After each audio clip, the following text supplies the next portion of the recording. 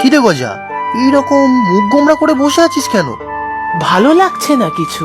কাল রাতে মা বাবা খুব বকেছে। পড়তে বসে ঢুলছিলি বুঝি? আমার তো মা বাবা নেই, তাই কাকা কাকিমা আমাকে সারা দিন বকে, মারেও খুব। না না, সেসব নয়, অন্য কারণ। আসলে বাজারের ওই যে ফিশ ফ্রাই এর দোকানটা তুই বলছিলিস না, সেখানে কাল গেছিলাম। আমি চাইনি, সত্যি বলছি। ওই লোকটা নিজেই আমাকে খেতে দিল। তুই সত্যিই খেয়েছিস? কেমন খেতে বল না। খুব ভালো খেতে। বাইরেটা কুড়মুড়ে আর নরম মাছ। কি তার স্বাদ! তুই সাথে থাকলে তোকেও দিতাম। তাহলে চল না, আজ আর একবার যাই। যদি আজ দেয় তাহলে দুজন ভাগাভাগি করে খাবো। কিন্তু বাবা জানতে পারলে খুব বকবে।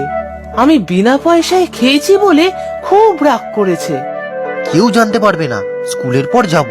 খেতে না পাই, একটু গন্ধ শুকে চলে আসবো। চল তাহলে, তবে কাউকে বলবি না কিন্তু। না না, বলবো না। উফ, ভাবতেই ভালো লাগছে। আর যদি একটা খেতে পাই তাহলে তো হাত পা তুলে নাচবো রে।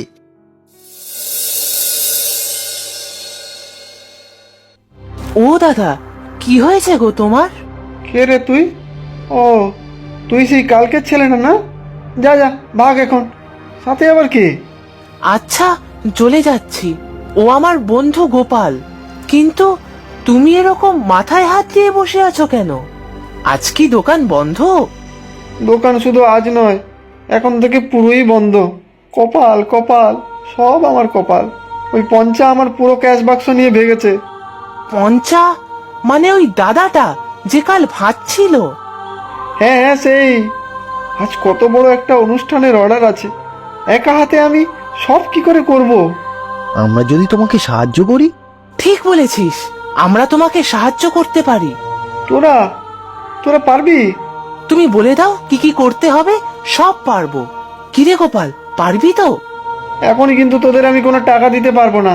আমার সর্বস্ব নিয়ে ভেগেছে। আজকের অর্ডার ভালোভাবে উতলালে তবে কিছু টাকা পাবো। না না, আমাদের কিছু লাগবে না।